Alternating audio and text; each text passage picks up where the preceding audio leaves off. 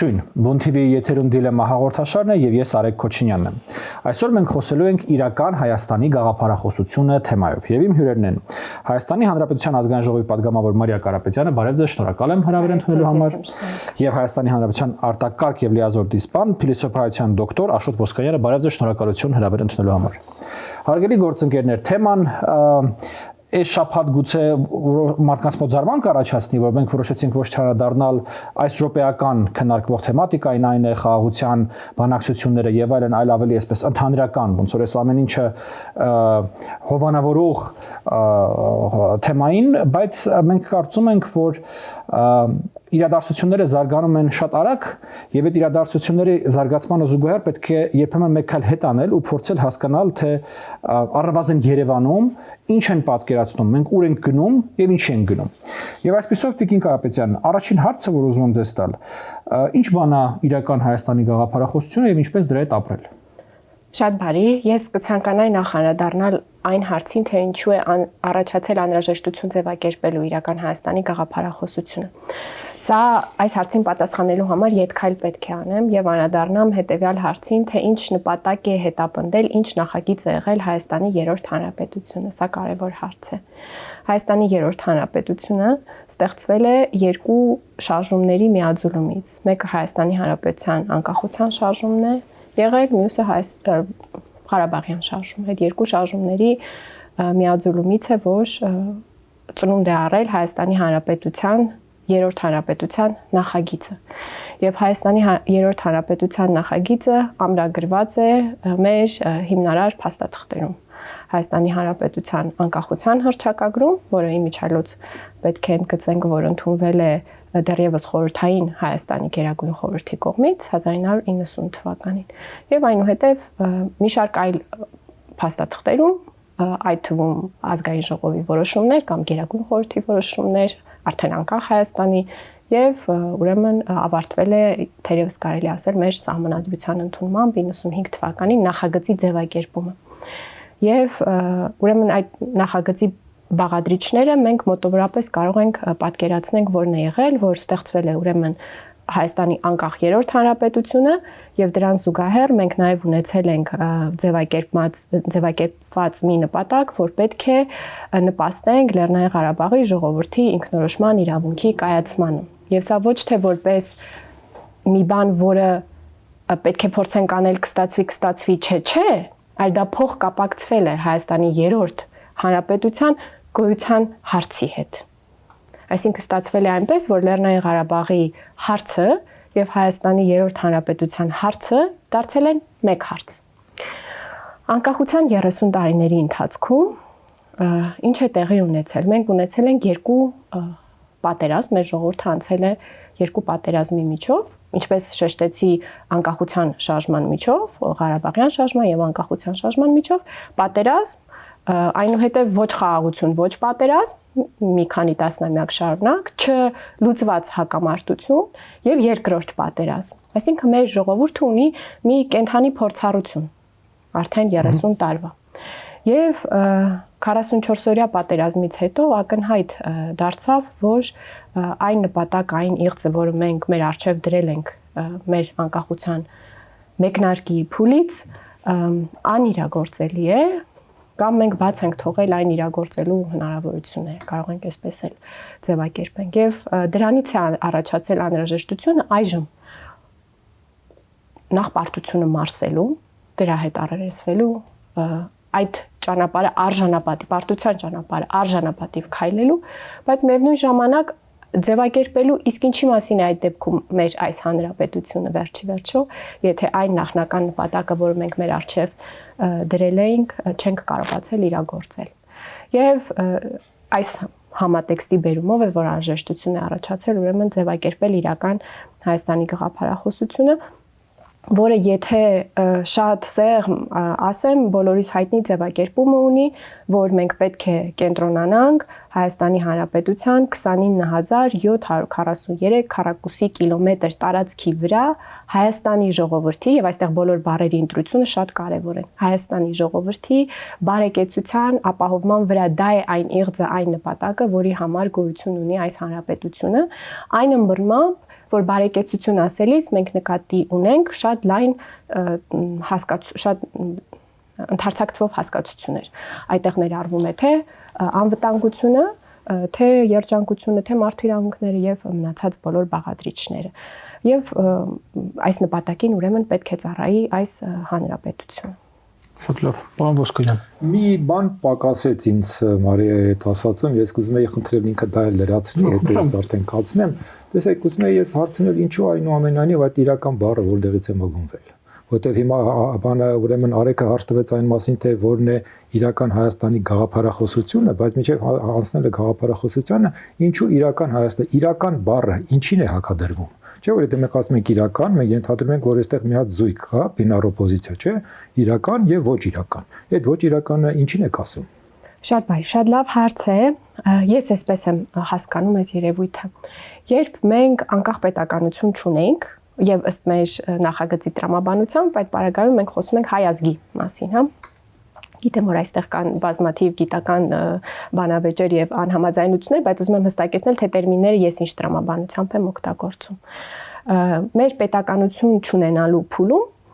հայ քաղաքական միտքը արծածել է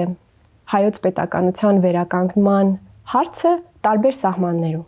Եվ դա թերևս նորմալ է եղել, չկար անկախ պետականություն եւ հայ քաղաքական միտքը երևակայում էր, որ հայոց պետականությունը գուցե վերածնունդ ապրի այս ուրվագծով այստեղ, այս ուրվագծով չհամարեք, խնդրում եմ ճշգրտեք, ուրեմն ամբողջ ընթացքում 88 թվականից հետո որ հայկական քաղաքական որ ուժն է, որը Արցախի հարցը հանած, որը խնդիր է դրել իր առջև վերականգնել հայկական պետականությունը ինչ-ինչ պատմական այսպես տարածքներում։ Իմ նախորդ ասածը 88 թվականից էլ առաջվա մասին էր, այդ նկատենք, հա, բայց կարևոր է սրա շուրջ համաձայնություն ձեռք բերել, որ նորմալ է եղել պետականություն չունեցող ազգի քաղաքական մտքի համար արծածել զանազան սահմաններ, թե ինչ ուրվագից կարող է ունենալ այդ պետականությունը։ Դա եթե խոսում ենք Իսրայելորու մասին, ապա իհարկե։ Եվ դրանից մինչև թերևս երևի 91 թվական կարելի էր մտածել, որ կամ լավ 1918 թվական առաջի հանրապետության պարագայում պետք է որոշում կայացվեր, թե վերջ-վերջո անկախ պետականության ձեռքբերումից հետո պետք է տեղի ունենա քաղաքական մտքի փոփոխություն, որտեղ եթե մինչ այդ քաղաքական միտքը նույնական է ազատագրական մտքի հետ, նույնական է, բոլորս նույն գործով ենք զբաղված, եթե առասարակ ցանկանում ենք որևէ պրոյեկտ ունենալ, նախագիծ ունենալ, որտեղ այստեղ կարևոր է նաև ընդգծել, որ հայ ազգի ներկայացուցիչներ հայեր ապրել են զանազան կայսրությունների տարածքում, որպես այդ կայսրությունների հպատակներ առանց հետապնդելու որևէ քաղաքական նպատակ։ Հիմա եկանք արդիության փուլ, ես կարծում եմ նախ, որ այդ փոփոխությունը, ընդգծված փոփոխությունը, որ այժմ Հայաստանի Հանրապետությունը ունի այս ուրվագիծը եւ մենք չունենք քաղաքական ծրագրեր այդ ուրվագծից դուրս։ Այսինքն այդ փոփոխությունը տեղի չի ունեցել։ Եվ մենք կարող ենք ասել սրա համար օբյեկտիվ պատճառներ կային խորհրդային միության փլուզման ժամանակաշրջանում, ահա Ադրբեջանը անհանդուրժող էր եւ բռնի էր արձագանքում Լեռնային Ղարաբաղի հայերի ցանկություններին ունենալու երաշխավորված իրավունքներ եւ անվտանգություն խորհրդային միության փլուզումից հետո էլ, եթե այսպես ձևակերպենք եւ դրա հանդեպ անհանդուրժող եւ բռնի վարքեր դրսեւորում, կարող ենք համարել, որ օբյեկտիվ պատճառներ կան, բայց այնուամենայնիվ եղել է անհնարինություն ունենալու քաղաքական մտքի այս փոփոխությունը, որ մենք ահա այս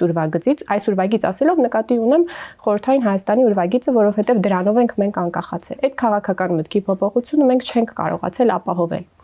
Որտեղ է դա եղել, պարոն Ոսկանյան, առնվազն Հայաստանի Հանրապետության բոլոր ընդդիմադիր ուժերի մոտ։ Դուք ճիշտ եք, Հայաստանի Հանրապետությունը կառավարող ոչ մի ուժ հրապարակային, հատկապես միջազգային հարթակներում երբևէ նման միտք չէր կարող արտաբերել, որ Հայաստանը քաղաքական ծրագիր ունի խորհրդային Հայաստանի սահմաններից, այժմ արդեն անկախ Հայաստանի սահմաններից դուրս։ Բացի ԿՊ-ից, ԿՊ-ն դա հայտարարեց։ Ասում եմ բոլոր ընդդիմությունները։ Հա, որտեղ իշխանությունը հայտարարեց։ Բոլոր ընդդիմությունները։ Արցախ Հայաստանը եւ վերջ։ Ես այստեղ կարող եմ իհարկե Արցախը Հայաստանը եւ վերջ արտահայտությունը մեզնից առաջել են արել։ Մեզնից առաջել։ Շատ լավ, ներողություն, այդ դեպքում ես միանգամից մխրճվեմ խաղի մեջ։ Տեսեք, ուրեմն առաջի բանը, որ ես իսկապես չեմ կարող դες այդ համաձայնել, դուք ասում եք, բայց շատ յուրահատուկ ձևով եք ասում, էլի։ Տեսեք, դուք մի կողմից ասում եք, որ Հայաստանի ուրեմն երրորդ հանրապետության որևէ իշխող ուժ, որևէ կառավարող ուժ երբևիցե հարց չի դրել այն մասին, որ նա նախատեսում է սովետական ուրեմն Հայաստանի կազմի ցենքում երկիր ունենալ։ Եվ միևնույն ժամանակ ասում եք, որ այդ ուրեմն իմաստավորումը տեղի ունեցել միայն 0 օրոք։ Հիմա հարց է առաջանում։ Ուրեմն տեսեք, այստեղ ես ինչ եմ ասում, ուրեմն իրական Հայաստան, որտեղ իրականին որպես կանոն գոնե մի ժամանակ այդպես էր, իրականին հակադրում են պատմական։ Այդ իրականը եւ պատմականը ինձ համար անհասկանալի բաներ են, որովհետեւ այդ նույն ուրեմն Արցախի խնդիրը, որը դուք ասեցիք, որ երկու թեմա է եղել, անկախության թեման եւ Արցախի թեման, այդ երկու թեմաները չեն եղել այսպես զուգահեռ։ Ամբողջ հարցը դա է։ Եթե մենք խնդրին պատմականորեն ենք մոտենում, ապա երբևիցե այնպես չի եղել, որ Հայաստանն ասել է, քանի որ ես համարում եմ, որ Արցախը պետք է լինի հայկական, եկեք ես ուրեմն Ադրբեջանից պահանջեմ Արցախ։ Նման բան չի եղել։ Եվ դուք դա շատ լավ գիտեք։ Եղել է, եթե պատմական են խնդրին նայում, եղել է ուրեմն Գորբաչովյան վերակառուցումը։ Գորբաչովյան վերակառուցումը հնարավորություն է տվել ինչ-ինչ հարցեր բարձրացնել։ Դրա հիման վրա հարց է բարձրացվել այն մասին, որ ուրեմն Արցախը այն ժամանակվա Լեռնային Ղարաբաղի ուրեմն Ատավտանոմ մարզը ցանկություն ունի դուրս գալ Ադրբեջանի կազմից եւ մտնել Հայաստանի կազմի մեջ։ Դա ձևակերպվել է որպես պաշտոնական որոշում, դուք շատ լավ գիտեք։ Դա ուրեմն 88 թվականի փետրվարի 20-ին այդ որոշումը կայացվել է 3 բան. դիմել Հայաստանին, ուրեմն դիմել Ադրբեջանին խնդրելով, որ համաձայնեն, որ մենք դուրս գանք, դիմել Հայաստանին խնդրելով, որ համաձայնեն, որ մենք ընդունենք, եւ դիմենք Մոսկվային, որպեսզի նա իր օքեյը այդ երկու գործողություններին տա։ Այսինքն այստեղ չի եղել ոչ մի տարածքային այսպես հավակնություն, ոչ մի նման բան։ Եղել է շատ պարզ գործողություն, որը լրիվ տեղավորվել է սովետական միության ուրեմն օրենքների եւ կարգի մեջ։ Այն բանից հետո, երբ որ ուրեմն այդ հայտարարությունը արվել է, անմիջապես եղել է ուրեմն Ադրբեջանի արձագանքը, թե այս ինչ եք ասում, ձեն անեք, բոլորիդ կմորթենք։ Եվ դա շատ հիշում եմ, որտեղ այնտեղ կանգնած էի։ Հրապարակում նկատի ունեմ Երևանի ուրեմն ազատության հրապարակում։ Բայց ամբողջ խնդիրը այն է, որ այդ թոհուբոհը, երբ որ սկսում է եւ Ադրբեջանը սկսում է ագրեսիվ ձևով սպառնալ, որ եթե դուք ուզում եք դուրս գալ մեր կազմից, ապա մենք ձեզ ֆիզիկապես կսկսենք ոչնչացնել, այդ ուրեմն հանգամանքը համընկել է սովետական միության արագ փլուզման process-ի հետ։ Եվ սովետական միությունը ի վիճակի չի եղել ուրեմն այդ կարգ ու կանոնը ինքը հաստատել եւ պահել։ Օրինակի համար, եթե ադրբեջանցին ասում է պիտի Ղարաբաղցուն մորթեմ, ուրեմն սովետական միությունը պիտի ասի ես թույլ չեմ տալիս, ես կայսրություն եմ, բայց նա արդեն այդ ուժը չի ունեցել։ Հետևաբար Հայաստանը ստիպված է եղել հանձն առնել այն գործառույթները, որը պիտի որ կայսրությունը ունենար, բայց արդեն չուներ։ Ուրեմն այստեղ գնացել է մի պարտադրված process։ Այդ պարտադրված process-ը եղել է Սումգայի, եղել են բախումներ եւ այլն եւ այլն, եւ չի կարելի ասել, այստեղ մենք որոշել էինք Ղարաբաղին տիրանալ, այստեղ էլ որոշել էինք անկախանալ։ Ընդհակառակը, այդ Արցախի հետ կապված պրոբլեմատիկան մեզ անընդհատ պարտադրել է նորից եւ նորից քայլեր անել, որպեսզի մեր ուրեմն անկախության չափը ավելացնենք։ Որովհետև եթե օրինակի համար սովետական միությունը բանակ չի տալիս, դու պիտի այդ բանակը ստեղծես։ Եթե սովետական միությունը այս հարցը չի լուծում, այդ հարցը դու պիտի լուծես։ Հետևաբար ուրեմն պետության ինստիտուտների ամրապնդումը տեղի է ունեցել այդ Լեռնային Ղարաբաղի ապահովությունը ապահովելու պայքարում։ Դրանք մեկը մյուսից անջատելի չեն։ Ուրեմն հետևաբար առաջին իսկ օրվանից ես պետք է ասեմ, որ խնդիրը չի եղել գնանք Լեռնային Ղարաբաղին տիրանանք։ Խնդիրը եղել է, որ այդ հարցը դրված է, պետք է մի կերպ անենք տակից դուրս գանք։ Եվ այդ ամբողջ process-ում շատ այսպես պրագմատիկ ձևով մենք փորձել ենք այնպես անել, որպեսզի ոչ մեկի վնաս չտանք։ Դե դուք տեսեք, մի մոռացեք, որ հայոց համազգային շարժումը, որը այդ ժամանակ փաստորեն դարել է նաև իշխող ուժ, երբ որ արդեն անկախությունը եղավ, հայոց համազգային շարժումը ուներ մի քանի պարզ սկզբունքներ, չէ՞։ Ուրեմն սկզբունքներից մեկը այն էր, որ մենք պետք է ուրեմն ոչ մի հարևանի հետ հարցերը չլուծենք երրորդ ուժի ներգրավման, չէ՞։ Կա այդ հայտնի այդ հոդվածը կար Ռաֆայել Իշխանյանի երրորդ ուժի բացառման օրենք։ Այսինքն մենք երրորդ ուժը բացառում ենք եւ մենք գործ ենք ունենում մեր հարևանների հետ։ Ուրիշ բան է, որ պարզվում է, որ դա չի ստացվում, որովհետև մենք ունենք պատերազմ Ադրբեջանի հետ, որովհետև ունենք ճշնամական հարաբերություններ Թուրքիայի հետ եւ այլն, բայց նույնիսկ այդ դեպքերում մենք փորձել ենք այդ ուրեմն մաքսիմալ անել։ Ավելին, միանշանակ ձևով ասվել է, դա եւ դա մտել է մեր ծրագրի մեջ, որ ուրեմն Հայաստանի կառավարությունը ամենայն հայության կառավարությունը չէ։ Այստեղ մենք ժառանգորդներն ենք եղել իմիջիալոց բանի ուրեմն հայ բոլշևիկների։ Ինչպես հայ բոլշևիկները, օրինակ Մյասնիկյանը այդպիսի մի խոսք ունի շատ գեղեցիկ, նա ասում է, ուրեմն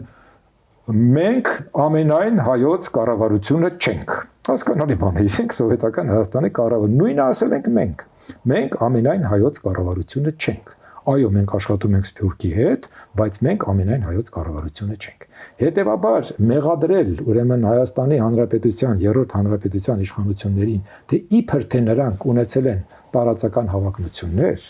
մանավանդ որ մենք այդ ձևակերպումը նույնիսկ այնպես ենք դրել, որ ասենք թե մենք չենք ուզում միացնել, որովհետև շատ լավ մեզ համար հասկանալի է, ոչ ոք թույլ չի տա քեզ գնաս ուրիշի տարածքը միացնես քեզ։ Այլ խոսքը գնում էր նպաստելու այդ ինքնորոշման process-ին եւ նույնիսկ այն չափազանց այսպես մեծ աղմուկ հանած մի քանի բանաձևերը որ կային, ՄԱԿ-ի բանաձևերը, նույնիսկ այնտեղ ՄԱԿ-ը ընդունում էր, որ դա Հայաստանի Հանրապետության ուրեմն գործողությունները չեն, որովհետև եթե դուք նայեք այդ 4 հայտնի բանաձևերը, այնտեղ պարզապես գրած էր դիմել Հայաստանի իշխանություններին, որպեսզի նրանք իրենց ազդեցությունը բանացնեն Ղարաբաղի տեղական ուժերի վրա, local forces, հենց այդպես էլ գրված էր, որպեսզի նրանք դադարեցնեն ուրեմն պատերազմական գործողությունները։ Այսինքն միջազգային հանրությունը ընդունում էր, որ մենք չենք Ադրբեջանից հողոզում, մենք պաշտպանում ենք Լեռնային Ղարաբաղին, որը մի անգամ ասել է, որ ուզում է ինքնորոշվի եւ դրանից հետո ընկել է Ադրբեջանի ամենադաժան հարվածի եւ սպառնալիքների ներքո։ Սա է եղել։ Հետևաբար այդ ձեր գաղափարը թե իբր մենք այդքանը չենք հասկացել եւ ահա դուք այսօր մեզ դա բացադրում եք, ինձ կներեք բացարձակապես ընդունելի չի։ Դինիկ Ավետյան, մստան ուզեք արձագանքել, միջև մի հարց ունեմ, պարոն Վասկանյան։ Երբ նշեցիք, որ առաջ բերվեց այդ երրորդ ուժի բացառման սկզբունքը եւ մենք որպես այսպես քաղաքական իդեա դրված էր, որ պետք է կարողանանք մեր հարևանների հետ հարաբերությունները ինքնուրույնաբար։ Ինչ որ պահից եղավ նաեւ այն արձանագրումը, որ դա հնարավոր չէ, որովհետեւ կա Թուրքիա, կա Ադրբեջան եւ պետք է այդ երրորդ ուժը։ Հիմա միացտեղ ես հարց ունեմ։ Այդ պահը, երբ որ մենք դա արձանագրեցինք, արդյոք դա հենց այն նույն պահը չէ, երբ որ մենք շեղվեցինք անկախ պետականություն կառուցելու ճանապարհից։ Ասեմ ինչու ոչ, որովհետև տեսեք, այդ առաջի փուլում, երբ որ մենք ունեինք այդ սկզբունքը, երրորդ ուժի բացառման սկզբունքը, հարևանների հետ հարաբերությունների ճշգրտման սկզբունքը, երբ որ մենք տեսանք, որ դա իսկապես հնարավոր չի, չնայած որոշ հաջողություններ եղել են, դուք գիտեք դրա մասին խոսվել է, Թուրքիայից հաց են բերել եւ այլն, բայց երբ որ մենք տեսանք, որ դա հնարավոր չի, դա փոխարինվեց արդեն մեզանից հետո, դա փոխարինվեց մեկ այլ սկզբունքով, որը այսպես ասած ուրեմն կոչվում է կոմպլեմենտարության սկզբունք, այսինքն եթե մենք չենք կարողանում ուրեմն մեր հարևանների հետ մեր հարցերը բարձել, ապա առնվազն մենք պետք է բալանս պահենք մեծ տիրությունների միջև։ Կոմպլեմենտարության իմաստը դա էր։ Եթե ես մի կողմից կա Ռուսաստան, մյուս կողմից կա ասենք թե Միացյալ Նահանգներ, ուրեմն ես պետք է այնպես անեմ, որ այդ բալանսը պահեմ։ Հետևաբար այստեղ նորից պատրոն փնտրելու խնդիր երբևիցե մենք չենք դրել այդ տարիներին։ Եվ ավելին ես ձեզ ասեմ, մեր ժամանակ նույն հիմա այս դասավանդերից երբեմն ուսանողներին այսպես հայ-թուրքական սահմանին եւ հայ-իրանական սահմանին ռուսական սահմանապանների տեղավորումը պատրոն փնտրել չէր։ Ոչ, որովհետեւ դրա հետ միասին մենք Ամերիկայի հետ հավասարապես աշխատում էինք։ Եվ տեսեք, ասենք թե այստեղ նույնիսկ այդպիսի մի տերմին կար, ուրեմն իսրայելորիզմ։ Մենք այսպես մի քիչ արհամարական խեղճ իսրայելորուն ուրեմն այսպես ձեռ էին առնում, իսրայելորիզմը այն միտումն է, որ դու գնում ես դռնեդուր մեկին փնտրում ես։ Այսինքն դա մենք չենք ունեցել։ Եվ հետագայում, եթե նույնիսկ պարտադրված են եղել ընկնել ինչ որ մի այսպես պետության հետ ավելի մոտիկ հարաբերություններ, համենայն դեպս այսօր ասել, թե այդ բանը չի եղել, չի գիտակցվել, չի հասկացվել, դա նշանակում է խորապես խեղաթյուրել հայոց համազգային շարժման սկզբունքները, գաղափարները եւ գործելակերպը։ Տիկին Կարապետյան։ Ես նախ կարծում եմ, որ փոխլրացման կոմպլեմենտարիզմի քաղաքականությունը կամ ձախողել է կամ խապկանք եղել, որովհետև կոշտ անվտանգությունը Հարավային Կովկասում ապահովել է Ռուսաստանը, Միացյալ Նահանգների հետ մենք խոսել ենք բարձր արժեքներից, ինքնորոշման իրավունքից, մարդու իրավունքներից եւ այլն։ Ռազմական կոշտ անվտանգության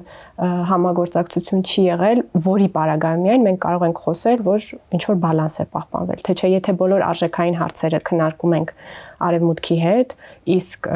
բուն գործողությունները կոշտ անվտանգության տեսանկյունից համագործակցությունը տեղի ունենում Ռուսաստանի հետ, այստեղ մեծ խզում է գնում, այսինքն ստացվում է, որ մենք այս բարձր նպատակները հետապնդում ենք լրիվ այլ միջոցներով, առանց խոսելու այս բարձր նպատակների մասին եւ համաձայնություն ձեռք բերելու Ռուսաստանի հետ, այս բարձր սեպտեմբերի 3-ին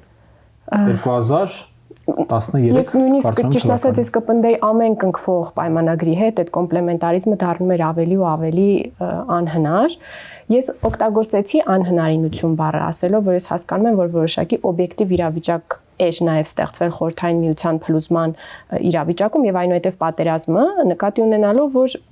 ընդունում եմ, որ Հայաստանի երրորդ հանրապետության հիմնադրման ժամանակ գուցե շատ մեծ այլընտրանքներ չկային։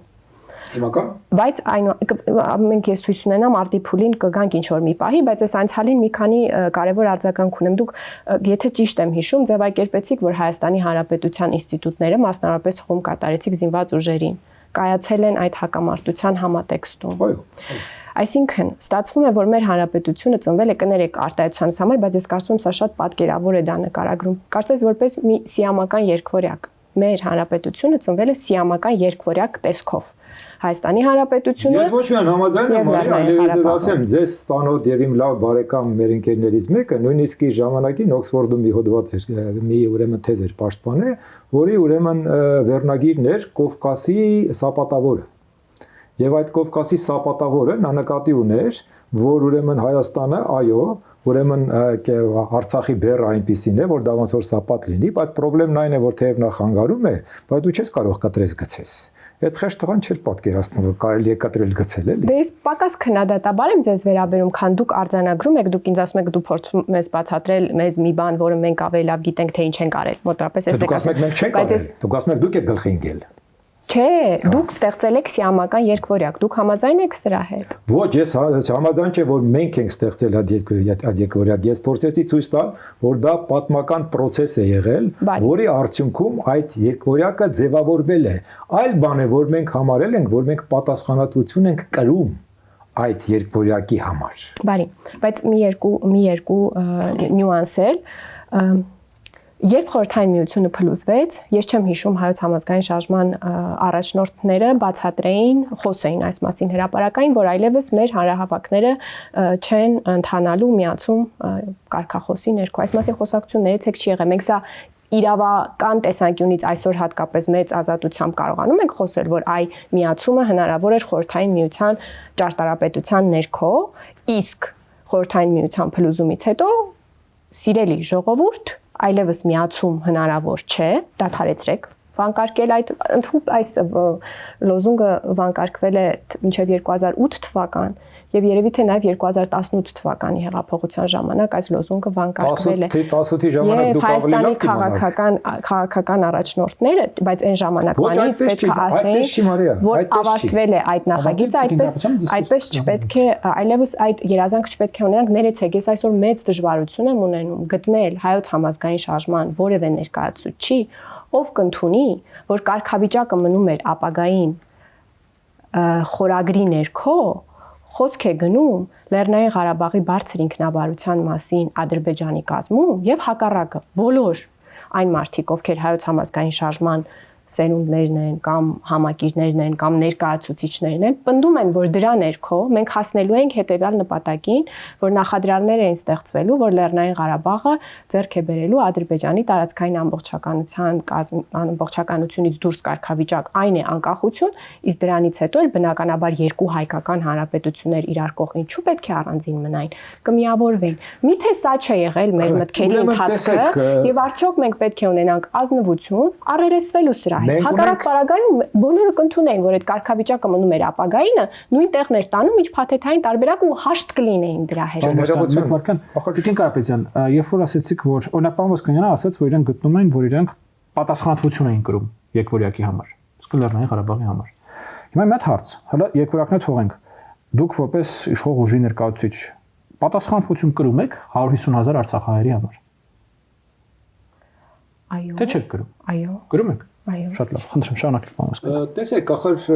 շատ տարօրինակ է այսպես խոսակցությունը, բայց հնարավոր է որ դուք ուղղակի որոշ բաներ լավ չեք հիշում։ Դուք ասում եք դուք չեք հանդիպել հայոց համազգային շարժման որևէ այսպես ներկայացուցիչի, որը այդպեսի բան ասի, բայց չէ որ կան փաստաթղթեր, եւ այդ փաստաթղթերում տեսեք թե որ թվականից գրված է եղել, որ Լեռնային Ղարաբաղի հարցը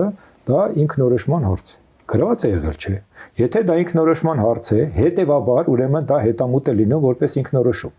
Վերջապես այդ փաթեթային եւ ուրեմն փուլային այդ ամբողջ հարցերը դրվել է առաջին նախագահի կողմից։ Առաջին նախագահն էլ չի եղել հայոց համազգային շարժման անդամ, եթե չէ իմանանք։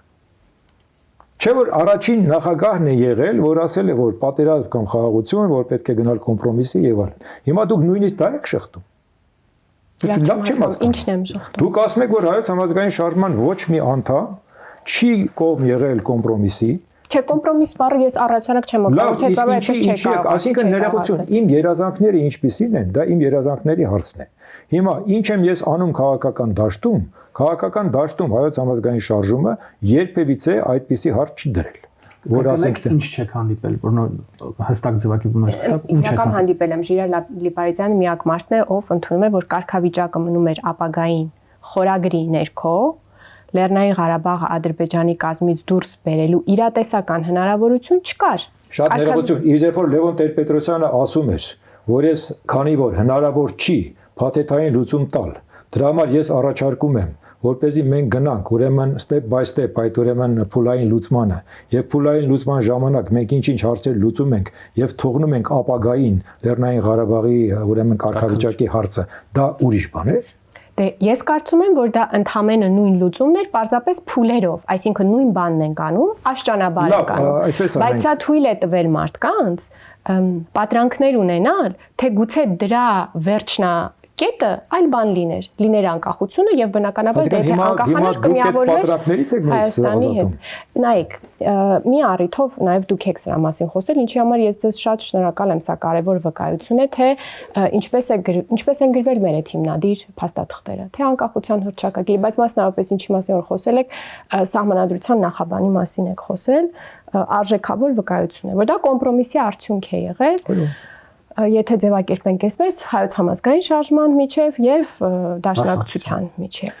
Սխալ եք ըմբռնել ցավոք սրտի իմ ասածը։ Գուցե նաեւ հայոց համազգային շարժման միջև։ Չէ, սխալ եք ըմբռնել։ Շատ բարի, հիմա ճիշտը դուք կասեք։ Ասեմ ճիշտը։ Իմ ասածը ինչն էր։ Ես ասել եմ հետեւյալը, որ կային ազգային խնդիրներ,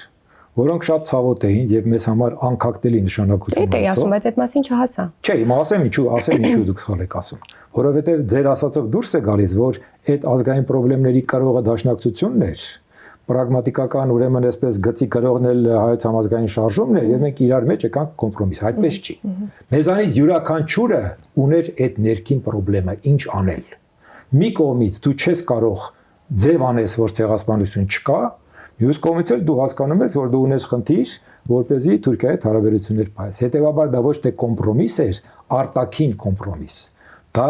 ներքին փորձ էր գտնել այնպիսի սինթետիկ լուծում, որպեսզի երկու կողմերի բալանս պահես։ Դրա համար որպես այդ ժամանակների անմիջական մասնակից մի հարց է մոտ առաջանում, էլի։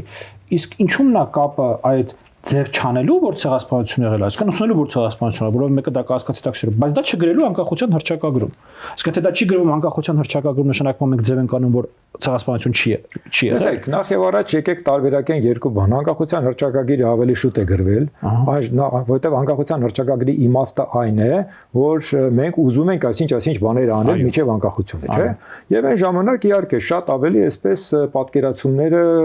նաիվ է, հասկանալի է։ Դրանից հետո գալիս է արդեն ավելի բարդ փուլ, երբ որ դու արդեն ավելի պատասխանատու բան ես անում, բայց այստեղ էլ դու ունես խնդիրներ եւ տեսեք, հիմա ես երբ որ ասում եմ, ամենա այսպես բաներ ատամներով պաշտպանողները այդ թեզը, ցեղասպանության եւ այլնի հարցի թեզերը, դա ոչ թե ուրեմն դաշնակցություններ իդեպ, այլ օրինակի համար մեկը Լուսահոգի Յուրա Սարգսյանը, Բովանի պոլիտեխնիկ համալսարանի ռեկտորը, ուսն էլ իմ դասախոսներից ուրեմն նույնպես Լուսահոգի Համլետ Գևորգյանը, ֆիլոսոփա, որոնցից ասում է, բայց ո՞նց կլի չգրենք։ Այսինքն շատ տրամաբանական, բայց ո՞նց կլի չգրենք։ Բայց այդ տրամաբանությունը ես չեմ հասկանում, որտեղ է տրամաբանությունը։ Հիմա տեսեք, բայց մենք երբևիցե ոչ մի անկախության հռչակագրում չենք գրել, որ ելնելով նրանից, որ 15 թվականին ցեղասպանություն է եղել, մենք Թուրքիայից ող ենք ուզում։ Չէ, ես դա չեմ ասում, ես ուրիշ բան եմ ասում։ Ես այդ տրամաբանությունը չեմ կարողանում հասկանալ։ Եղել է, ոչ մեկ չի ասում չի եղել, բայց ասեմ տրամաբանցագործություն այդ ճանաչման գործընթացի դեմ անկախության հռչակագրում դա չգրել է։ Ուրեմն բացադրում եմ։ Խնդիրը այն է, որ դուք պետք է հաշվի առնեք, որ գոյություն ունի սովետական Հայաստան, որտեղ շատ բաներ կարելի է, շատ բաներ չէր կարելի։ Հիմա մարդիկ գալիս են ուրեմն այսպես կարծես թե ինքնուրույն մի բնակավար բառը եւ կան բաներ, որոնք երկար ժամանակ չեն խոսվել, մարդիկ պահանջ են ունենում խոսել եւ արձանագրել։ Հնարավոր է, որ եթե այսօր մի կողմ սահմանադրություն գրեր, այդ բաները չգրեր մեջ, բայց հիմա արդեն գրվել է։ Եվ արդեն գրվելուց հետ մի բան է չգրել, մի բան է հանել։ Համաձայն եք։ Էս ամբողջ տարբերությունն է։ Հարգելի գործընկերներ, մենք բավականին այսպես հեռացանք օրվա թեմայից, անցնելով այդ թեմայի նախերգանքին կամ այդ թեմայի նախաբանին կամ այդ թեմային նախորդած թեմատիկան։ Ես առաջարկում ենք ամեն դեպքում վերադառնանք նրան ինչ որ առաջարկվում է ուրեմն վարչապետի եւ իշխող ուժի կողմից, այն է գաղափարախոսությանը, պարոն Ոսկանյան, դուք հնարավորություն չունեցաք բովանդակության մասին խոսելու, որտեղ դուք հարց տվեցիք ըստ էության ձեր առաջի խոսքում, թե ինչին է հակադրում։ Հիմա ես կխնդրեմ դուք ամեն դեպքում բովանդակության մասին ձեր մոտեցումները ներկայացնեք, հետո կետ առ կետ փորձենք այս թեմայով շարունակել զրույցը։ Նո, այստեղ երկու բան կա։ Մեկը ինչ վերաբերում է բուն գաղափարախոսության գաղափարին։ Ես դրա մասին ուրիշ առիթով խոսել եմ։ Բանն այն է, որ այսօրվա ուրեմն փիլիսոփայության եւ սոցիոլոգիայի միջև շատ այսպես ընդունված մի թեզ կա, որ գաղափարախոսությունը կեղծ գիտակցություն է։ Եթե ասում են, որ գաղափարախոսությունը կեղծ գիտակցություն է, դա չի նշանակում, որ նա կեղծ բաներ է ասում։ Դա պարզապես նշանակում է, որ գաղափարախոսությունները ստեղծվում են որոշակի սոցիալական խմբերի կողմից, բայց այնպես են ներկայացվում, իբր թե իրենք պաշտպանում են ամբողջ հասարակության շահերը։ Կեղծությունը դրա մեջ է։ Ինքը մի խումբը ասում է, ես անում եմ բոլորի համար, եւ դա բոլորի համար լավ է, բայց դա չի նշանակում, որ բոլորի համար լավ է։ Հետևաբար այստեղ էլ այդ գաղափարախոսությունը այդ կասկածը առաջացնում է, թե սա ոչ սոցիալական խմբի շահերն է պաշտպանում։ Եվ ոչ հետո առիթ կլինի կասեմ։ Բոլոր դեպքերում, ահա այս բանը կա, այնպես որ այդ ուրեմն ժողովուրդը եւ այլն այդ բանը մի քիչ ինձ համար կասկածելի է։ Հիմա ինչ վերաբերում է բովանդակությանը, ես կգերադասեմ, որպեսզի մենք անցնենք կետերին, ինչու։ Որովհետեւ այս բովանդակության շատ դեպքերում, շատ կետերում ես պարզապես որպես մասնագետ տարակուսած եմ։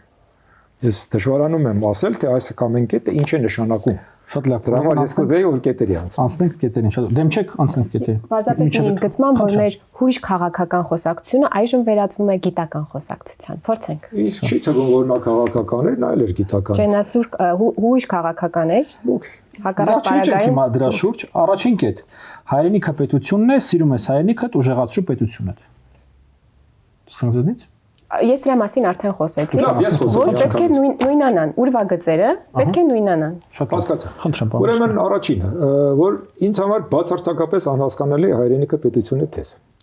Ես այսօր միջև ես այստեղ գալը, հա Google-ով մի հատ նայեցի։ Նայեցի հայերեն, նայեցի ռուսերեն, նայեցի գերմաներեն, նայեցի անգլերեն, ֆրանսերեն չգիտեմ, ֆրանսերեն չնայեցի։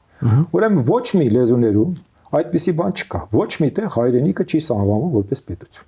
Հայրենիքը սահմանում է որպես մի տեղ, որտեղ որ մարդիկ ապրել են, ձևավորվել են, որոշակի ուրեմն մշակույթ է ձևավորվել, տրադիցիաներ են ստեղծվել, նախնիներ են եղել եւ այլն եւ այլն։ Միայն մի դեպքում, այն էլ որպես երկրորդ իմաստ, ոչ առաջին, որպես երկրորդ իմաստ անգլերենում կա, որ հայրենիքը կարող է նույնացվել պետության հետ, որովհետեւ իրենք բացի սովորական homeland ասելուց, նաեւ ուրեմն homeland-ի տակ հասկանում են պետությունը։ Եվ այստեղ կա, չէ, իրենց մոտ այդ Homeland Security Department, այդ դեպքում է միայն հայրենիքը նույնանուն պետության հետ։ Տեսեք, այսպես պետականա կոշտ, այսպես բառ հնարեմ էլի, պետականակոշտ ամենա ուրեմն երկրներից մեկը սովետական միությունն էր։ Սովետական միության մեջ ամեն ինչը ենթարկեցված էր պետությանը, չէ, բայց նույնիսկ սովետական միությունը դες բան չէր ասում։ Եթե օրինակ ասենք մենք հիշում ենք այն հայտնի երգը, ինձ կներեք հիմա չասեք, որ ես ռասաստրուկ եմ էլի, որովհետև մեջ բերում եմ ռուսերեն երգ, բայց ահա ուրեմն այդ երգը «Чего начинается Родина» ու գնում է, չէ, «С картинки в твоем букваре, с хороших и верных товарищей, живущих в соседнем дворе, а может она начинается с той песни, что пела нам мать, и ուրեմն еще ուրեմն с того, чего никогда не отнять». Հիմա այսինքն պարզ իրողություններ են։ Հիմա մենք վերցնում ենք այդ պարզ իրողությունները դնում ենք մի կողմ եւ մենք հայտարարում ենք որ հայրենիքը պետությունն է։ Հիմա եթե ես գերմանացի եմ, իմ պետությունն էլ նացիստական Գերմանիան է։ Ուրեմն ես ինչ անեմ, սիրեմ այդ պետությունը։ Ես շարունակելու եմ լինել քաղաքական եւ ասել, որ պարոն Ոսկանյանի առաջի դիտարկումը գաղափարախոսության կեղծ լինելու մասին ինքը պետք է սկսի, որպեսզի ես հավատամ եւ սրա մասին անձնապես իրեն ասել եմ, հիմա էլ հրապարակային եմ ասել, որպեսզի ես հավատամ անկեղծությանը, որ դա գիտական մոտեցում է։ Պետք է այդ քննադատությունը սկսի հայոց համազգային շարժում կուսակցության անվանումից, այսինքն մի կուսակցություն, որը հավակնել է իրեն կոչել հայոց համազգային շարժում։ Քիչ առաջ պարոն Ոսկանյանը ասում էր, որ համայն հայության ղեկավարը չէ, հայոց համազգային շարժում։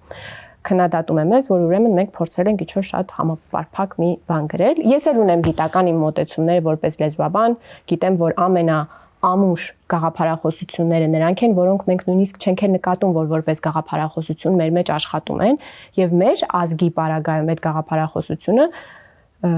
տևական ժամանակ եղել է դաշնակցությունը, որ այսինքն նույնիսկ չենք նկատել, որ այդ մտքերը, այդ գաղափարները, որոնք մենք արծածում ենք, դրանք դաշնակցության գաղափարախոսություն են։ Այդ աշճան ամուր նստած են եղել, դա նույնական է հայազատագրական քաղաքական մտքի հետ։ Այնպես որ ես համաձայն եմ, գաղափարախոսությունը շատ խորը նստած մի բան է, գիտական տեսանկյունից եթե մոտենանք, քաղաքական տեսանկյունից մեզ օգտակար չէ գիտական տերմինները այլ լեզուներով փնտրել, տեսնել մյուս ազգերը ոնց են արել, մյուս ժողովուրդները ոնց են արել, արդյոք դա մեզ համար համադրելի է, արդյոք այդ սահմանումները, ես կարծում եմ դա օգտակար չի, մեզ մեր պատմական փորձառությունն է անհրաժեշտ։ Իսկ մենք մի ժողովուրդ ենք, ով կորցրել է հայրենիք, եւ այդ կորուսյալ հայրենիքի փնտրտուքի մեջ դարեր Հայաստանի առաջին բաժանումից 387 թվականից դարեր շարունակ այդ կորուսյալ հայրենիքի փնտրտուքի մեջ է ապրել։ Այս առաջին բարբերության նպատակադրումը մեր Հայաստանի ժողովրդին, հայ ազգին բնորոշ խնդրին է վերաբերում, ոչ թե Գերմանիային մեկ ուրիշ, մեր խնդիրն է, որպեսզի մենք ընկալենք, որ մենք գտել ենք այդ կորուսյալ հայրենիքը, մենք գտել ենք այդ ավետյաց երկիրը, որովհետև քրիստոնեությունն էլ մյուս շատ խորը մեր մեջ նստած քաղաքական գաղափարախոսությունն է։ Մենք այդ Եդեմը մեզ խոստացված երկիրը գտել ենք, դա Հայաստանի Հանրապետությունն է։ Այս բարբերությունը պետք է դիտարկեն որպես հայ ազգի, Հայաստանի ժողովրդի փորձառությանը առնչվող բարբերություն։ Եվ մեզ անհրաժեշտ է շեշտել մեզ Հայաստանի ժողովրդին, սա առաջարկ է Միչայլոտ քաղաքացիական պայմանագիր կուսակցության կողմից, հիմա մենք հայտարարել ենք, որ սա սկսում ենք մի կետից, որտեղ համարում ենք, որ ոչ ոք այս գաղափարախոսությանը կողմնակից չէ, եւ մենք հերթով քաղաքացիները պետք է փորձենք համոզել նրանց միանալ այս գաղափարախոսությանը։ Մեր կոնկրետ մեր ժողովրդի պատմական փորձառության հետ առերեսման մասին բարբերությունը։ Դուք ուզում եք ասել, որ հայ ժողովուրդը 14-րդ դարից այսքան հայրենիք չի ունեցել, այլ միայն մտածել է, երազել է, որ մի հատ պետություն ունենա։ Չէ, նման բանի ես չասեցի, ես մի քիչ որպես թվական ուրիշը ասեցի Հայաստանի առաջի բաժանումը, որպես առաջի տրամա, հետո ինչ որ բարբերականություններով ինչ որ բաներ վերականգնվել են, փլուզվել են եւ այլն, բայց ընդհանուր առմամբ մեր գաղափարախոսական հոգեբանական վիճակը եղել է հայրենիքի փնտրտուքը, կորուսյալ հայրենիքի փնտրտուքը։ Եվ անհրաժեշտ է արդեն անկախ պետականության կրող ժողովուրդը այդ արձանագրումը կատարի, որ այդ փնտրտուքը ավարտվել է, մենք գտել ենք մեր կորուսյալ հայրենիքը, դա Հայաստանի Հանրապետությունն է, այդ ավետյաց մեզ խոստացված երկիրը, Աստծո թագավորությունը եկել է, դա Հայաստանի Հանրապետությունն է, իմ ասելիք ընդհանրապես։ Տեսեք, այս ձեր գաղափարը շատ դաշնակցական է։ Ասեմ թե ինչու, որովհետև երբ որ ես նայում եմ այն դասագիրքը, որով ժամանակին դասավանդել են պատմությունը, ինքս էլ քանի որ պատմությունը դասավանդում եմ, ստիպված եմ նայել, 800 էջանոց մի դասագիրք է գրած, որոնցից 750 էջը նվիրված է ազգային ազատագրական պայքարին։ Այնպիսի տպավորություն է, որ հայ ժողովուրդը հաճ չի կերել, գիշերը չի քնել, միայն երազել է ազգային ազատագրական պայքարի միջոցով պետությունը վերականգնել։ Դա այդպես չի։ Մարդիկ ապրել են դարեր շարունակ։ Մարդիկ ապրել են շատ յուրահատուկ եւ հետաքրքիր կյանքով։ Օրինակի համար ասենք այդ ձեր այդ անբնական գաղափարը, եկեք չխոսենք, ասենք թե հայոց պատմությունից, եկեք խոսենք Հայաստանի պատմությունից։ Ես վերջերս դասավանդում էի մեր պատմության փառահեղ էջերից մեկը։ Դա այսպես կոչված այդ հնդեվրոպական կապիտալն է։ Երբ որ ուրեմն խոջայական կապիտալը, որոնք որ ուրեմն Պարսկաստանի ծովով գնացել հասել են Հնդկաստան, ստեղծել են մի հատ հատուկ կենսակերպ, ցանցային մի համայնք, հիմա գլուխները չտանեմ այդ բոլոր բաներով։ Հիմա մտածում եմ, լավ, եթե ես վերցնեմ Հայաստանի պատմությունը, այս տղեկը որտեղ են տեղավորվելու։ Տեսեք, հայ ժողովուրդը ապրել է շատ բազմազան կյանքով։ Հայ ժողովուրդը միշտ էլ ունեցել է հայրենիք, այս կամ այն ձևով։ Եվ այսօրվա օրով վերցնել եւ հայրենիքը նույնացնել միայն այսօրվա Հայաստանի հետ, միայն այն պատճառով, որ նա մակում պետականորեն արձանագրված է, այն էլ չեմ խոսում այն մասին, որ այս ողբերգական իրավիճակում դա նաև հայտարարել կներեք ավետյաց երկիր։ Էլ չեմ խոսում, տեսեք, այստեղ դուք ինչ եք գրել, այդ նույն կետի մեջ։ Նոր սահմանադրության ընդունման ռազմավարական նպատակը անցումն է պետականազուրկ ազգի ռելիկտային մնացորդային գործելակարգից դեպի պետականակերտ ժողովրդի գործելակերպ։ Այսինքն դուք ուզում եք ասել, որ 3000 տարվա ընթացքում հայ ժողովուրդը ապրել է ուրեմն ռելիկտային ուրեմն պետականազուրկ ազգի ռելիկտային ոճով հիմա դուք այս վերջին 6 տարին ստեղծել եք պետականություն Դե չինի այդպես բաներ ախր մի քիչ սիրուն չի բաները։ Շատ լավ, պարոն Ոսկանյան, ես ձեզ կրկին գիտության դաշտից քաղաքականության դաշտ կբերեմ, որովհետև դուք խոսում եք հայոց պատմության դասագրքի մասին, դա հայ քաղաքական նախագծի հետ առնչություն չունի, ես ձեզ հետ համաձայն եմ։ Հայոց պատմությունը կարող է դասավանդել ոչ թե 800 էջ հայազատագրական պայքար, այլ նաև ինչ որ մի հայկական կամրջի պատմություն կամ ինչ որ մի մենք գիտենք սա ինչի մասին է խոսքը եւ դուք շատ լավ գիտեք իմ մոտեցումները այս հարցում թե հայոց պատմությունը ինչպես կարող է դասավանդվել չէ բայց դուք այդ օրինակը նույնացնում եք այնուհետեւ այստեղ մենք խոսում ենք քաղաքական պատմության մասին ես խոսում եմ դասագիրքը պետք է լինի ոչ միայն քաղաքական պատմության մասին այլև մարդկանց պատմության մասին ես այստեղ ձեզ հետ բանավեճ չունեմ բայց դուք այդ դասագրքի արգումենտը գոյություն ունեցող չեք կարող օգտագործել իմ դեմ երբ ես ասում եմ որ հայ քաղաքական մտքի պատմությունը հայ ազատագրական մտքի պատմություն է այստեղ վեճ չի կարող լինել, այստեղ չեն կարող խորանալ եւ մի կամրջի պատմության միջոցով փորձենք ասել, որ դա այդպես չի եղել։ Ես ձեզ հետ իհարկե եւ ձեր ասացի երկրորդ հատվածը ապացույցն է նրա, որ մենք ձեզ հետ այդ կարծիքը կիսում ենք, երբ որ ասում ենք, որ հայ ազգի ռելիկտային մտածելակերպ, դուք մեզ ասում եք նկատի ունեք, որ հայ ազգը ապրել է որպես պետական, այո, ձեր են առաջի ասած հատվածը, որ ոչ բոլորն են ազատագրության գործով զբաղվել, ապացույցն է դրա, որ մեր ազգը ապրել է տարբեր կայսրությունների մեջ մեծամասամբ, այսինքն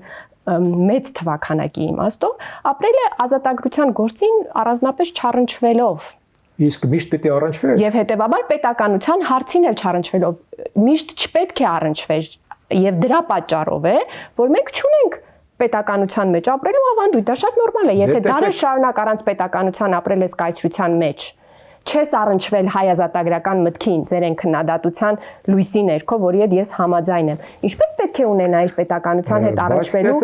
սուբյեկտ քաղաքացի անմիջապես։ Okay, շատ լավ հասկացա։ Հիմա տեսեք ինչ է դուրս գալիս։ Ուրեմն իր ժամանակին 19-րդ դարում հայ այդ ձեր ասած քաղաքական եւ այլ մտքերը ասում են, որ կա 3 անոթ։ Կա ուրեմն տնտեսական անոթ, կա մշակութային անոթ եւ վերջապես գոյանում է, այսպես ասենք, քաղաքական անոթը։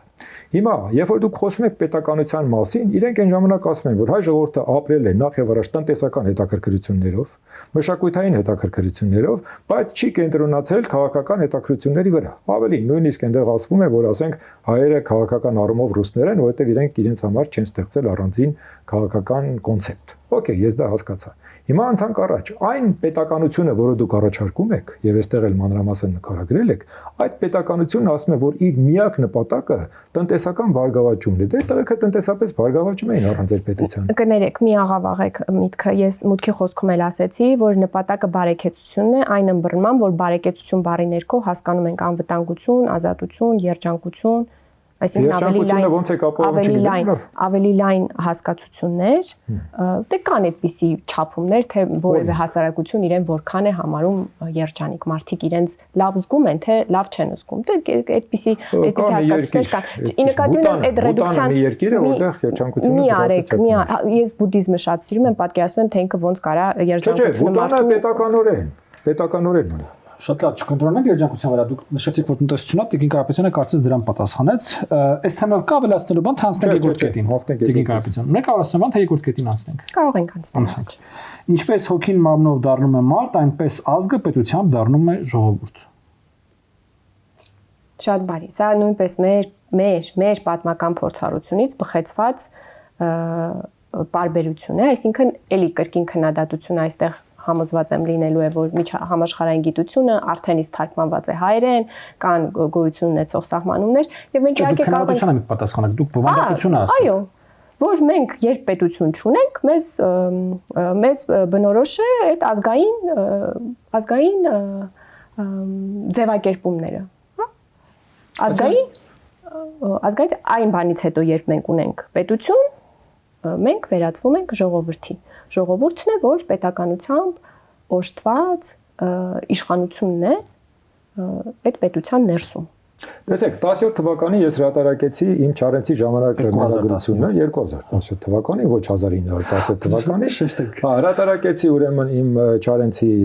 ժամանակը մենագրությունը, որտեղ մանրամասն վերլուծել էի մազութի համոյի ճառը։ Մազութի համոն այդ առաջին դուք ասած 14 թվականին ուրեմն ճառ է ասում, վերլուծել էի որպես դիցաբանական, առասպելաբանական մտածողության օրինակ։ Այսինքն մարդը փոխանակ գործից խոսի, ինչ որ բաներ ասում։ Եվ այդ ուրեմն բոլոր տերմինները ինքը օգտագործում է։ Մարմինը, հոգին, որ մարմինը եւ հոգին չեն կարող լինել լավից վատից գիտական տերմիններ, դա փաստ է։ Որ հայ ժողովուրդն էլ այնուամենայնիվ անկախ ուրիշներից, ուրիշ երկրներից այնքան զարգացած է, այնքան ինքը գիտություն ունի, որ ինքը այսօր չի կարող հասարակության մասին խոսել մարմնի եւ այսպես ասած ոգու մակարդակով, դա նույնպես փաստ է։ Ինչ վերաբերում է ժողովրդին, տեսեք, ուրեմն դուք այսպես կամայական ձևով ինչ որ բաներ եք ասում, որտեղ որ էլի գանք բացառապես ուրեմն հայ ժողովրդի փորձառությանը։ Ժողովուրդ բառը ինքը կոնստրուկտ է։ Կոնստրուկտ է մտահայեցողական, որի մեջ ամեն մարդ մի ուրեմն բովանդակություն է տնում։ Զուտ հայերիս մեջ մենք ունենք հետևյալ պատկերը։ Սկզբնական իմաստով ժողովուրդը դա եկեղեցական հասկացություն է։ Էկլեզիան է, եկեղեցի, չէ՞, որովհետև ժողովուրդը նրանք են, ովքեր որ ժողովված են եկեղեցու դեմ։ Սա առաջին պատկերն է։ Ժողովուրդը հավատացյալ հայերն են։ Երկրորդը, Մկրտիչ կաթողիկոս Խրիմյանը ժողովուրդ բառի տակ հասկացել է նրանց, ովքեր որ ազնվականներ չեն։ Ժողովուրդ ազնվականներ։ Նա այդպես է բաժանել, հայ ժողովուրդը այսպես է, հայ ժողովուրդ եւ ազնվականներ։ Խաչատուր Աբովյանը եւ Պատկանյանը ուրեմն ժողովրդի տակ հասկացել են ինքնագործունեությունից զուրկ գյուղացիությունը, որը փնտրում է մի հատ հովանավորող, մեկնելի կա իրանց հովանավորի։ Նալբանդյանը ուրեմն ժողովրդի տակ հասկացել է հողի վրա արմատավորված գյուղացուն։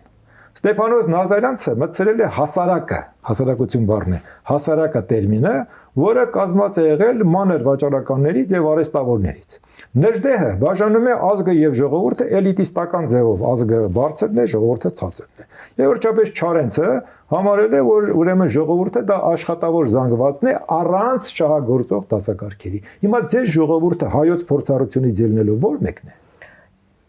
Ձեր քննադատության մեջ ես քննադատություն չի, սա թվարկում է։ Հա չեք քննադատում, հա որովհետև ես տեսնում եմ, որ համաձայնում եք նրա հետ ինչ էստեղ գրված է։ Ինչի հետ եմ համաձայնում։ Որ ազգը ոգին է։ Ոչ, ես ասում եմ, որ ժողովուրդը մարմինն է։ Ոչ, ես ասում եմ, այդ մարդիկ գրել է։ Ոչ, ես ասում եմ։ Մի հատ նորից երևի ցանկից վերջից երրորդը կարդացեք։ Ցանկում ոչ ոգի կա, ոչ մարմին կա։ Ցանկում կան շատ կոնկրետ բան։ Մի հատ նորից Հիմա այդքան ժամանակ ունեմ նորից կարդամ։ Համեցեք, խնդրեմ։ Համեցեք, խնդրեմ, տեսեք, ես ոգին եւ մարմինը ուրիշ բան ասեցի։ Ես ասացի, որ համո, ուրեմն բան մազութի համոն, այդ ուրեմն գրոտեսկային ֆիգուրը Չարենցի երկիր նայիրի վեպում իր ճառը ասում է ապավինելով ոգուն եւ հոգուն եւ մարմնին։ Եվ որ ես էլ վերլուծել եմ դա որպես մառազմ։ Ես ցույց եմ տվել, որ այո, մենք ընկել ենք այդ օրը, որի մեջ ընկել ենք, որովհետև մարդիկ փոխանակ քաղաքական կատեգորիաներով մտածում են ոգին, մարմինը, լեզուն ոգին է, ժողովուրդը մարմինն է, եթե լեզուն եկավ կպավ ոգուն, կներեք, այդ մակարդակով ով է խոսում այսօր մեզանում։ Պարոն Ոսկանյան, սա քաղաքական տեքստ է։ Ես համոզված եմ գիտական բազում աշխատանքներ կլինեն, որտեղ ոգու մասին հաստատապես գերմանացի փիլիսոփաները մի բան գրած են։ Գերմանացի փիլիսոփաները ոգու եւ մարմնի մասին, բայց ինչևէ, սա մի կողմ թողնենք, սա քաղաքական տեքստ է։ Ինչի մասին է այս քաղաքական տեքստը։ Մենք նաև մեր նախորդիվ քննարկումը սրա մասին է։ Երբ մենք ազգային ազատագրական փուլում ենք, ազգային ազատագրական փուլում ազգը փորձում է ազատագրվել կայսրություններից։ Պարզ է, չէ, որ մենք հնարավորություն չունենք այդ ազգի յուրաքանչյուր ներկայացուցիչից հարցնելու իրենք այդ քաղաքական ծրագրին ուզում են մասնակցեն, չեն ուզում մասնակցեն։ Քիչ առաջ դրա մասին ենք խոսում, որ մարդիկ ամենայն հավանականությամբ մեծամասամբ իրենց կյանքն էին ապրում որպես այդ կայսրությունների հպատակ եւ չէին առնչվում քաղաքական մտքի շերտին, ազգային ազատագրական պայքարին։ Հետևաբար ազգը այդ ոգին է, մենք չունենք ձև ստուգելու, մենք չենք քվեարկում, չկա քվեարկության մեջ, որտեղ մենք հասկանանք։ Եթե դուք չգիտեք թե ազգն ինչ է, եկեք անունը դնենք ոգի։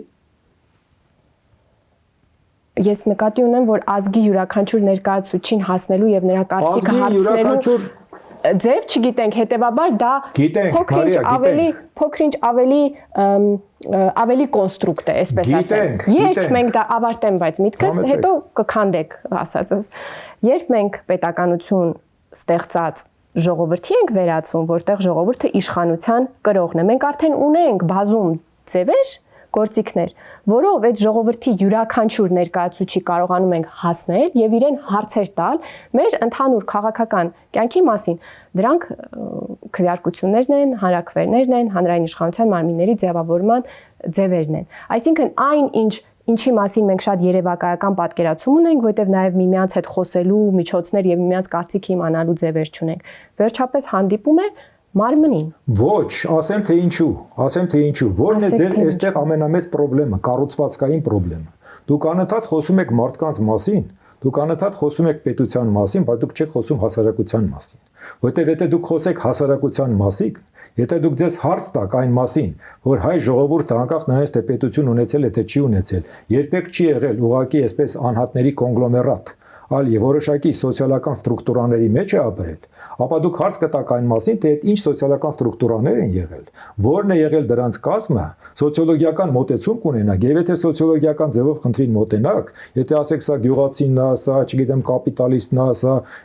բանվորն է, սա, ես չգիտեմ, այնտեսի ով է, եթե այդ մակարդակով խնդրին մոտենաք, դուք պետք չեք ունենա վերցնելու դիցաբանական պատկերացումներ, այնպեսին ինչպիսին է ոգին, մարմինը եւ այլն, եւ այդ մակարդակով խոսել հասարակության մասին, չի կարելի խոսել հասարակության մասին այդ մակարդակով։ Պարոն քաղաքական տեքստի մեջ ամեն ինչ էլ կարելի է։ Ամեն ինչ էլ կարելի է քաղաքական տեքստի մեջ, ամեն ինչ կարելի է։ Եվ ձեր այդ գիտական մոտեցումները, որ մենք կարանք երևակայենք, թե այդ կայսրությունների մեջ ապրող ինչպիսի հայկական դասեր են եղել, եւ ասենք Հնդկաստանի հայերը ոնց են երևակայել ազատագրվող հայ ազգի։ Չի երևակայել, գրած է, կա այդ ամեն ինչը։ Հա, բայց դա իմ համար, ես ազգային ժողովի падգամավոր եմ, դա ստուգելի գործիք չէ։ Այդ գիտությունը կարդացինք շատ բարի, ընդունեցինք, գիտական փաստարկներ են, բազում տեսակետներ կան, վիճելի է։ Մենք այժմ ապրում ենք հանրապետությունում, որտեղ ունենք քաղաքացիներ, որոնք Հայաստանի ժողովրդի մաս են, ում մասին այլևս գիտական հետազոտություններ անելու կարիք չկա, մենք կարող ենք անհատապես բոլորից հարցնել նրանց կարծիքը քվեարկության միջոցով։ Այդտեղ է որ կոնկրետանում մարմինա ձեռք բերում, այդ ազգը վերածվում է ժողովրդի։ Սրա ասելիք է դեր այդ մարմին հոգի գուցե ձեզ համար կտրականապես մերժելի է, դա մի կողմ դնեք։ Ես ասում եմ այլևս պետք չի այդ գիտական վերլուծությունների մեջ մտնել։ Մենք ընտրությունների ենք գնում բոլորս անկախ դասերից։ Գիտնականը, գյուղացին, բոլորս ազգային ժողովի падգամավոր, բոլորս գնում ենք ընտրությունների, մեր կարծիքը հայտնում ենք, շատ կոնկրետացել ենք, մենք էլ աբստրակտ չենք, այդ է իմաստը, աբստրակտ եւ կոնկրետ։ Դուք արդեն ասացիք։ Ամենավտանգավոր թեզը, ինձ համար ամենաանընդունելի թեզը դուք արդեն միանշանակ ձևով ասեցիք։ Այսինքն դուք դիտարկում եք այս հասարակությունը որպես անհատների կոնգլոմերատ։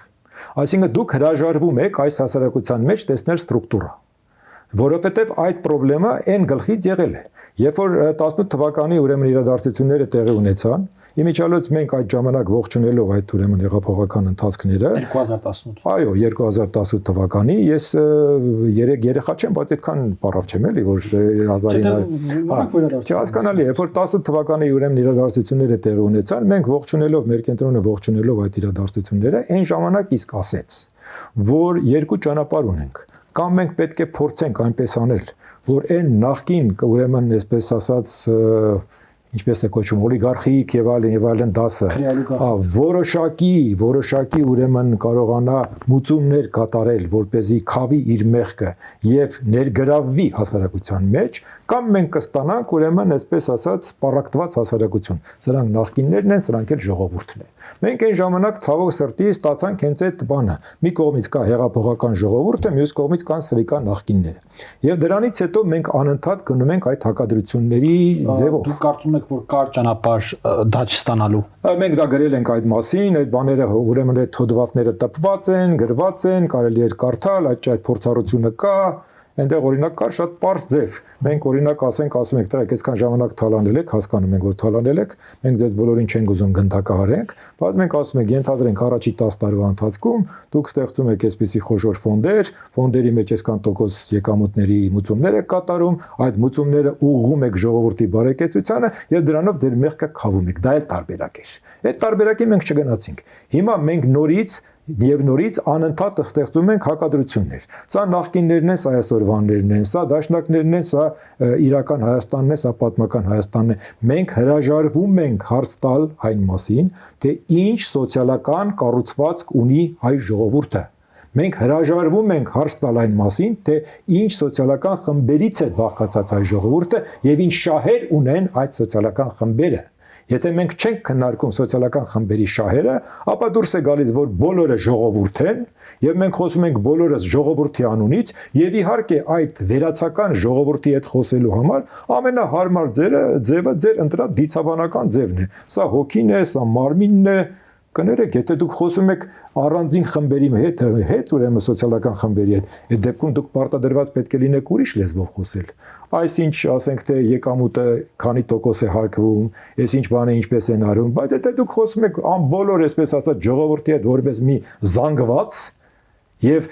դուք էլ ձեզ նույնացնում եք ժողովրդի հետ, եւ պատահական չէ, որ գործող վարչապետը մի քանի օր առաջ ասեց, որ ինքը ժողովրդի տեղապահն է։ Կներեք, այսինքն ինչ է դուրս գալիս։ Դուրս է գալիս, որ երկրի ղեկավարը ժողովրդի տեղապահն է, այսինքն երկրի ղեկավարը նույնանում է ժողովրդի հետ։ Մյուս կողմից էլ եթե ասենք թե որևէ մեկը քննադատում է ձեր իշխանության այս կամ այն որոշումը, դուք ասում եք դու դեմ ես պետությանը։ Այսինքն դուրս է գալիս մյուս կողմից էլ դուք նույնանում եք պետության հետ։ Մի քանի բանի պետք է արձագանքեք, հարգելի գործընկերներ, չեք հավատա, բայց պիժամը լրացել է համարյա։ Տիկին Կարապետյան, հիմա բնականաբար դες հնարավորություն կտանք արձագանքելու, բայց մենք կանգնենք ըստ էության երկրորդ կետի վրա եւ ես հիմա ուզում եմ մենք եթերում մենք պայմանավորվենք, որ մենք շարունակում ենք այս խոսակցությունը եւ եւս մեկ եթեր առնվազն կնվիրենք, պարոն Ոսկանյան։ Շատ լավ։ Հիմա խնդրեմ արձագանքեք եւ այսօր ամփոփենք։ Ամենայն հայկանքով, պարոն Ոսկանյան ջան, եթե խոսում ենք կառուցվածքից, ժողովրդի առնվազն ժողովուրդը բաղկացած է տղաներից եւ աղջիկներից։ Արդեն երկրորդ անգամ բոլորից որպես տղաներ եք դիմում, կներեք պետք է այս շեշտադրումը կատարեի։ Երկրորդը, ես լավ չեմ հասկանում ձեր մեղադրանքը։ Մեկ մեզ այս վերջին ձեր խոսքի մեջ ասում եք, որ հեղափոխությունից հետո պետք է գիծ քաշեինք եւ կարծես անցյալը թողնեինք անցյալում, առաջ շարժվենք կամ նմանատիպ մի բան։ Հետո մյուս կողմից քննադատում եք, որ ուրեմն հանրության հասարակության կառուցվածքը չենք նկատում։ Իսկ մեր հասարակության կառուցվածքը արդյոք չի եղել քրյա օլիգարխիան։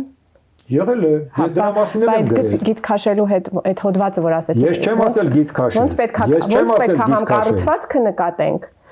ինչպիսին է մեր հանրության կառուցվածքը, համ հեղափոխությունից հետո չբաժանենք նախկինների եւ ներկաների։ Շատ պարզ, պետք է ասվեր, որ այն ինչ որ դուք արել եք խոտելի է, անընդունելի է, այլևս չեք անում եւ ոչ թե մենք ձեզ դարձնում ենք ռուսերեն ասած իզգոյ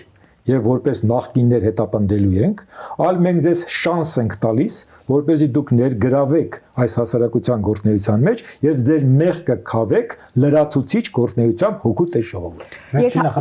Ներեցեք, չէ, մի քանի բան էլ տեղապահ։ Դե հարց մի տվեք, ասեք։ Այդ որտեղից է այդ բառը առաջանում։ Մեր սահմանադրության մեջ գրված է, որ իշխանության կրողը ժողովուրդն է։ Ես նույնիսկ ասեի, որ երևի կրող բառն էլ է պետք անել, իշխանությունը ժողովուրդն է։ Այն ժամանակավորապես հանձնվել է իշխանությունը ի պահ մեզ։ Մենք այս նախադասությունները ժամանակավորապես հանրային ժողովուրդը իշխանությունն է։ Ժողովուրդը իշխանությունն է։ Ամեն ընտրության ժամանակ ժողովուրդը ընտրում է ժամանակավոր կառավարիչներ, որոնք կոչվում են հանրային իշխանության մարմիններ, մենք չենք խորինել եւ հետեւաբար ժամանակավոր այդ իշխանությունը տրվում է այդ մարդկանց ժամանակը լրանալուն պես այդ մարդիկ իշխանությունը վերադարձնում են, այսինքն չեն կարող չվերադարձնել, ժողովուրդը կրկին դառնում է իշխանություն հաջորդ ընտրությունների պահին, անմիջականորեն դրա կրողը ինչպես եւ սահմանադրության մեջ ամրագրված է, հաջորդին է տալիս որպես տեղապահ այդ իշխանությունը։ Այդ նախադասությունը դրա մասին է եւ ես որպես օրենքի քաղաքական երաշխավոր չեմ կարող այլ բան անել, քան ապահովել օրենքի առջեւ բոլորի հավասարությանը, բոլոր մարդկանց դիտել որպես քաղաքացի։ Ձեզ դուք ինձ տենց մեղադրում եք, որ ինչ որ զանգված է դրանից առաջանում։ Ընդհակառակը, ես կարծում եմ, որ այդտեղ առաջանում են անհատներ, անհատ քաղաքացիներ, ում հավասարությունը օրենքի առջև ես քաղաքականապես պետք է երաշխավոր։ Այ հենց այս կետից է կշարունակենք։ Շնորհակալ եմ հարգելի գործընկերներ հրավեր ընդունելու եւ հաղորդմանը մասնակցելու համար, հարգելի հեռուստադիտողներ։ Չգիտեմ դուք ոնց, ես մեծագույն հաճույք եմ ստանում երկու ինտելեկտուալ անհատների խոսակցությունից եւ